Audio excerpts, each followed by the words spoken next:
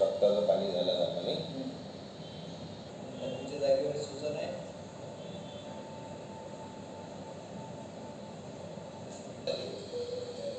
आजही सकाळी झाली पाण्यासाठी पाण्यासाठी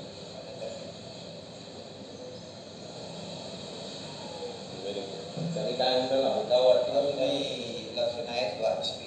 अजूनही लक्ष नाहीच वाचली. पाटण असं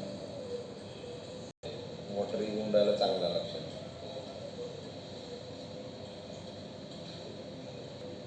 जेवणात सगळं घेत आहे ना.